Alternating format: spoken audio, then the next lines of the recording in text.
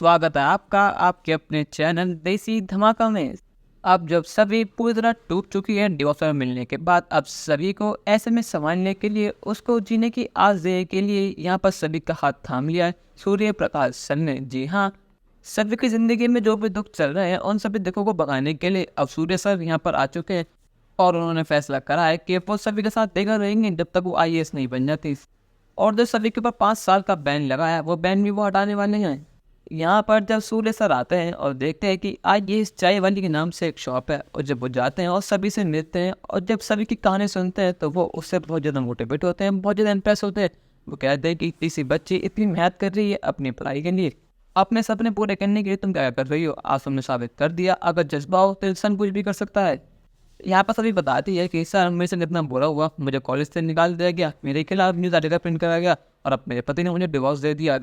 अब मैं बिल्कुल हार चुकी हूँ, पर लेकिन मेरा सपना है कि मैं IAS बनकर रहूँगी तो मैं कुछ भी करूँगी, पर लेकिन पढ़ाई कभी नहीं छोड़ूंगी। यहाँ पर सूर्य सर कहते हैं कि तुम्हारी कहानी बहुत ज़्यादा मोटिवेशन से भरी हुई है, ये मैं चाहता हूँ कि आज के सेमिनार में तुम मेरे साथ चलो और अपनी कहानी सबको बताओ, ताकि जो सारे बच्चे हैं वो कुछ सीख सके तुमसे, क्योंकि तुमने से बच्चे बहुत कम देखने को मिलते हैं। और यहाँ पर सूर्य संग जाते हैं सभी कॉम्बिनेशन कॉलेज के अंदर, पर लेकिन वहाँ स्वागत करने के लिए निशिकांत, राव साहब, ईशांत खड़े होते हैं सूर्य सर का। पर लेकिन जब वो देखते हैं कि सूर्य सर और किसी को नहीं सभी को लेकर आते हैं तो उनके होश उड़ जाते हैं। वो कहते हैं कि सर आप इसको क्यों लिया है, आपको पता है कि इस लड़की को हमने कॉलेज से धक्के मार के बाहर निकाल दिया था, ये लड़की चीटर है। यहाँ पर सूर्य सर कहते हैं कि आप शायद बोल रहे हैं कि आपने बिना किसी ठोस सबूत के सभी को धक्के मार के यहाँ से निकाल दिया था, उससे 5 साल का बैन लगा दिया था, पर लेकिन अब मैं सभी के साथ खड़ा हूँ, अब मैं भी देखता हूँ कि सभी का बैन कैसे नहीं हटता। और वैसे भी ये IPS विराट सामान की बेटी है, उनकी बेटी कई बार कुछ नहीं करेगी जिसका नाम मिट्टी में मिले, पर लेकिन जो भी हुआ अफसोस हुआ, पर लेकिन अब ये मेरे साथ रहा करे कि इसकी पढ़ाई खर्चा मैं उठाया करूँगा।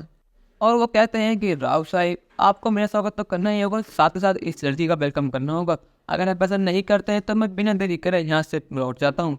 ये बात सुनने के बाद राव साहब और निशिकांत को मजबूर होने से ही सभी को वेलकम करना पड़ता है और सभी को एंट्री देनी पड़ती है।